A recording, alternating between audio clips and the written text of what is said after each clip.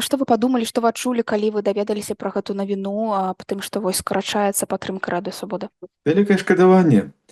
Ведаеце, такое решение это все ровно, як вот зараз сказать, что давайте мы не будем в эту краину поставлять пенициллин, антибиотики. И такий эффект на громадство, на его стан здоровья и физичного, и духовного, конечно, катастрофічны может быть. Незалежныя сродкі масавай інфармацыі, якія працуюць для Беларусі за мяжы, это і ёсць вот эти антыбіётыкі, якія не дазваляюць канчаткова загінуць надзеі на свабоду ў таталітарных краінах. Як вы сабе тлумачыце гэта рашэнне адміністрацыі Трампа? Вось якая ў них матывацыя? Столькі гадоў гэта ўсё было падтрымлівацца і голас Амерыкі, і Радыё Свабода, і вось чаму, што здарылася, што так вось рэзка вырашылі гэта зрабіць? Ну, бачыце, я заўсёды і сам памятаю і нагадываю іншым, что вообще-то это подарунок. Это подарунок американского народа, американского конгресса людям у розных краінах свету.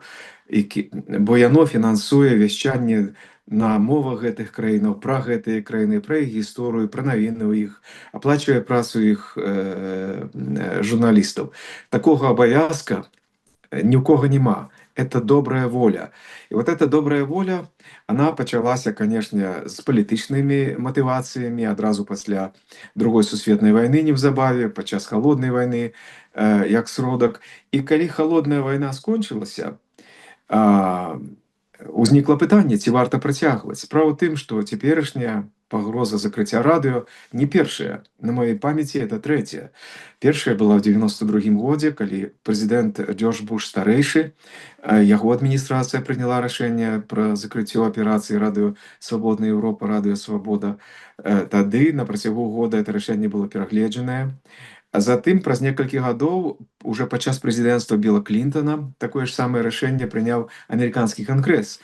Было прынята рашэнне в 95-м годзе закрыць аперацыі Радыё Свабода. Але тады ўмяшаліся Вацлаў Гавел і Лех Валенца, іншыя дэмакратычныя лідары. І Гавел запрасіў радыё пераехаць з Мюнхена ў Прагу. І это стало фактором, чаму радыё засталося. Трошки змянілася місія. Она стала больш такой, я бы сказаў, накіраванай на свабоду прэсы, не на ідэалагічную барацьбу, а на адстойванне прынцыпаў свабоды, дэмакратыі. І вось гэта працягнулася, як мы бачым, 30 гадоў ад таго. Ну, а зараз трэцяя хваля. Наколькі яна, так сказаць, разумна, это пытанне хутчэй за ўсё да амерыканскіх палітыкаў, бо это палітычнае пытанне, это іх грошы. І тая адміністрацыя, якая зараз вырашае, што сваімі грашыма яна распараджаецца так. Так, дзякую, што ўзгадалі гэтыя гісторыі. А вось цяпер як думаеце, ці можа быць нешта, што вот пераканае, хто можа быць тым Вацлавам Гавелам, які пераканае адміністрацыю Трампа ўсё ж такі не спыняць фінансаванне? В Амерыцы я такіх людзей не бачу. Для людзей тыпа Трампа, для іх не існуе асобы кшталту Вацлава Гавела. Для іх існуе асобы кшталту Пуціна. Так што на Амерыку у меня в этом сэнсе на каго-небудзь асабіста, нейкую фігуру няма. Это не тыя людзі, хто будуць слухаць. Калі мы ведаем в ліку самых уплывовых людзей, таких асобаў, як Маска, які не саромеецца паўтараць, што смерці мільёнаў людзей пры Сталіне, пры Гітлеры вінаватыя не гэтыя пачвары, а civil servants, так званыя, дзяржаўныя службоўцы. Я бы сказаў, што, як не дзіўна, большая надзея, як заўсёды, на Европу. На тых Вацлаваў Гавелаў, якія в Европе заўсёды былі і заўсёды ёсць. Міністр замежных справаў Ліпаўскі 2 дні назад выступіў з ідэяй, што ён звернецца да Рады міністраў Еўразвяза з прапановай разглядзець пытанне магчымасці працягу фінансавання Радыё Свабодная Еўропа. Ну вот это одна такая, мне здаецца, вельмі выразная ініцыятыва, якая сведчыць, што лідарства ў свеце пачынае міжволі пераходзіць з амерыканскага кантынента на Еўропу. Тут будзе адбывацца галоўнае рашэнне прымацца рэчы, ад якіх, магчыма, будзе залежыць развіццё дэмакратыі на сярэднюю перспектыву. Да, вось я якраз хацела спытаць у вас пра гэтую ініцыятыву міністра замежных справаў Чэхіі.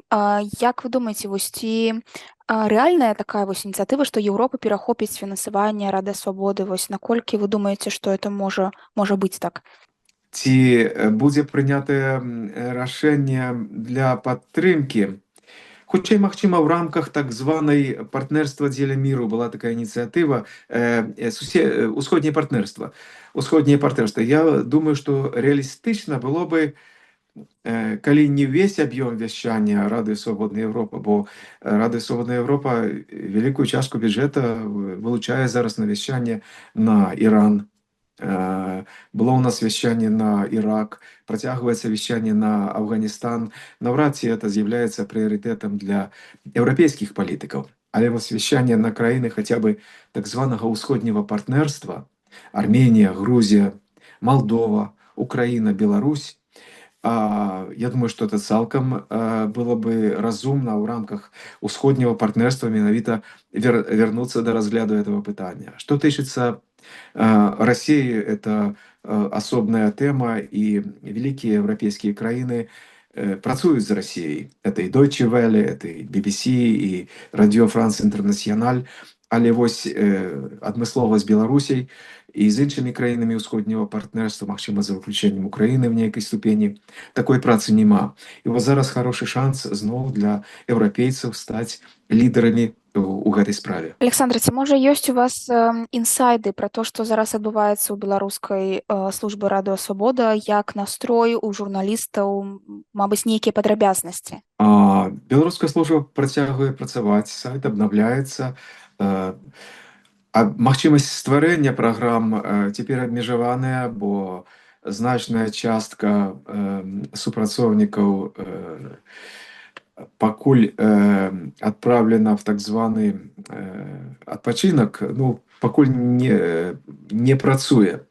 Але мінімальны штат цэнтральны працягвае ствараць праграму. Радыё чакае далейшых в этом сэнсе нейкіх навінаў з Вашынгтона. То, што я адтуль бачу і чую, дастаткова трывожна. Але вот на гэты момант, пакуль мы гаворым, у адрозненне ад «Голаса Амерыкі», які фактычна спыніў выхад праграму ў эфір, Радыё Свабода працягвае дзейнічаць. Справа ў тым, што «Голас Амерыкі» — это федэральнае агентства, а вось Радыё Свабода, Радыё Свабодная Европа — это незалежная арганізацыя. І в этом сэнсе такое прямога камандавання з Вашынгтона, як над «Голасам Амерыкі», над Радыё Свабода няма. Тут есть большая незалежнасць, і пакуль вот некалькі, прынамсі, дзён мы бачым, што сапраўды вот эта адлегласць, эта сцена, якая пабудаваная паміж рэдакцыяй і грантадаўцамі, яна яшчэ трымаецца. То бок ёсць надзея, што ўсё ж такі Радыё Свабода ў нейкім выглядзе працягне сваю працу? Ад надзеі мы адмаўляцца не будзем. Вы былі дырэктарам беларускай службы Радыё Свабода 25 год, калі я не памыляюся, так? Так. Што Радыё Свабода значыла для Беларусі, для беларускай журналістыкі, на ваш погляд? Якое месца займала Радыё Свабода ў Беларусі? Я вам скажу не як дырэктар, а скажу як сам журналіст. Як я працаваў все ж такі в Беларусі як журналіст пад часы перабудовы. І пазней был рэдактарам, а уже пераехаў в Мюнхен бліжэй да сярэдзіны 90-х. Радыё Свабода была заўсёды, я бы сказаў, то, што в музыцы называецца камертонам. Ось ёсць такая нота, паводле якой можна настраивацца ці падстрайвацца іншай. Для беларускамоўнай журналістыкі это быў не толькі камертон, это была кансерваторыя, в якой можна было вывучаць розныя інструменты і слухаць розныя тэмы. А калі гаварыць пра ўжо ролю Радыё Свабода ў той экасістэме 90-х гадоў, пачатку нулявых, в якой развілася беларуская незалежная журналістыка і ў Беларусі, і за мяжой.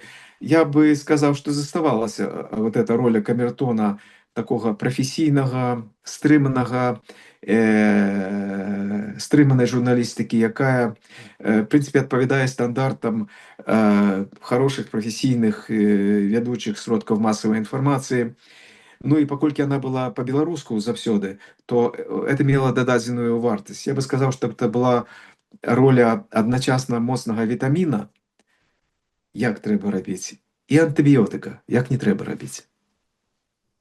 Рада Свабода стварала не толькі журналістыку, але шмат праектаў такіх культурных, шмат падтрымлівала мову, гісторыю таксама. І вось калі гэта ўсё зачыніцца, што тады рабіць вось беларусам без гэтага такого важнага кампанента нейкай беларушчыны? Это вельмі важны прадукт, канешне, важны бок дзейнасці сродка масавай інфармацыі.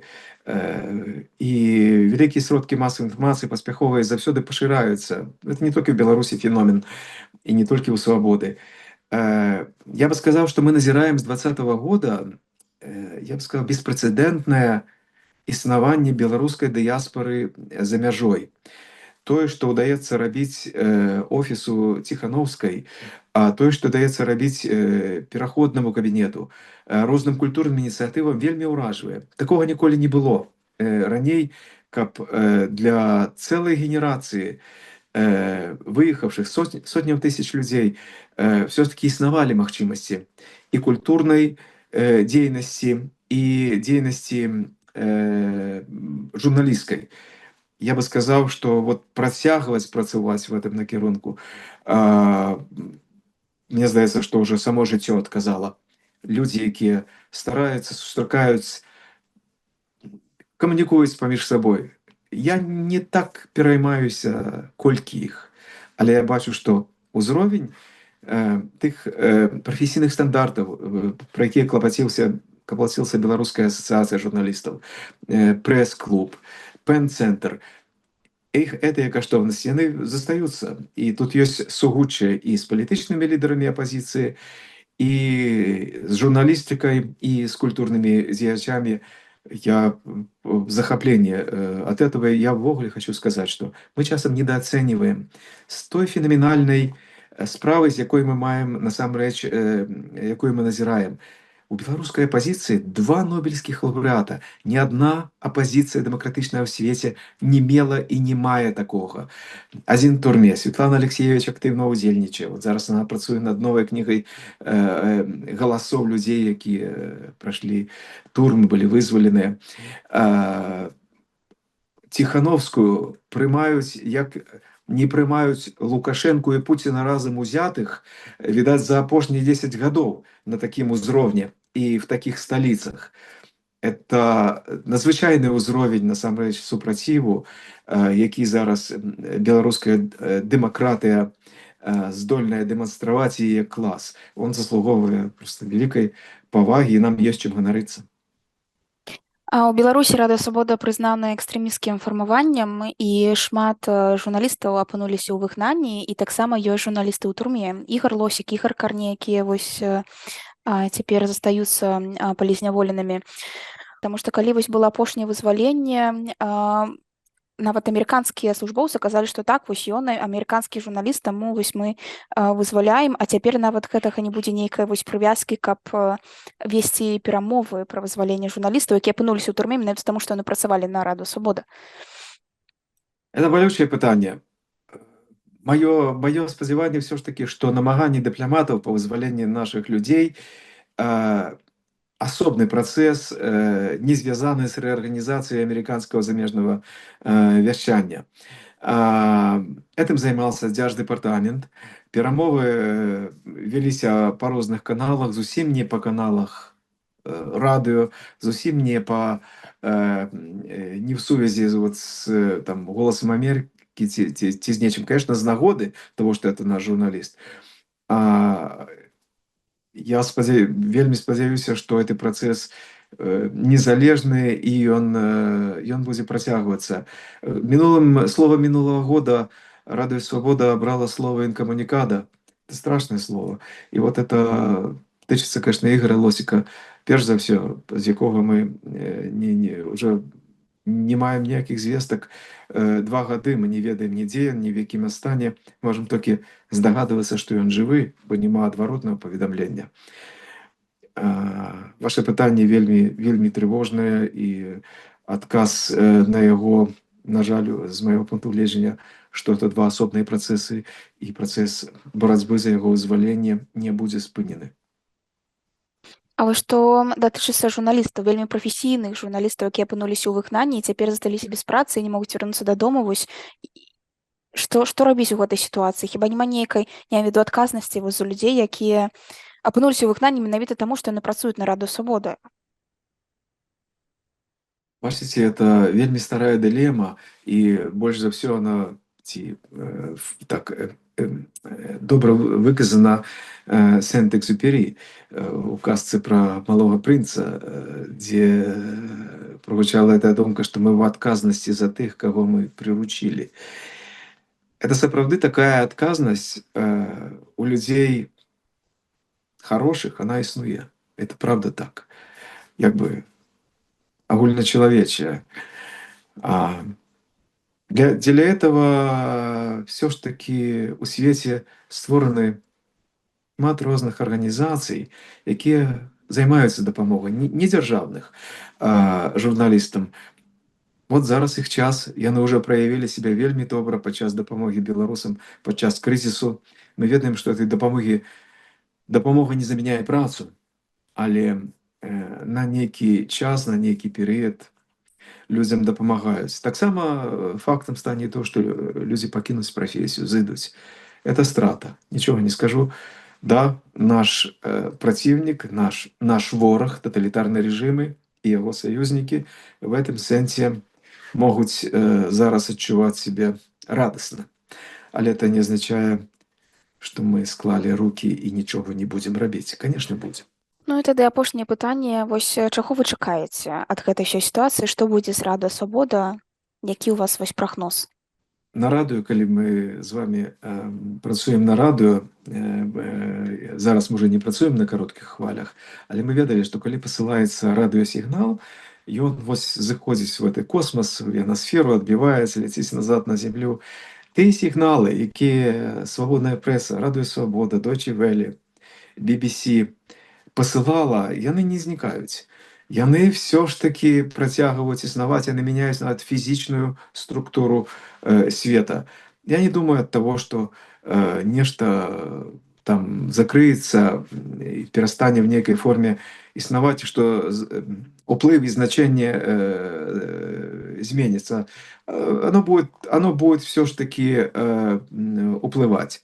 А што тычыцца больш канкрэтных праяваў, ну што ж, эти люди ніколі не зніклі, у іх ёсць свой трэнінг, у іх ёсць прафесійны досвед. Яны знойдуць, іх галасы будуць чуваць. Калі не в сродку масавай інфармацыі, значит, в нейкіх іншых арганізацыях, структурах, в іншай дзейнасці. Это, ведаеце, магчыма, што гэты полк акружаны, але байцы выйдуць з акружэння.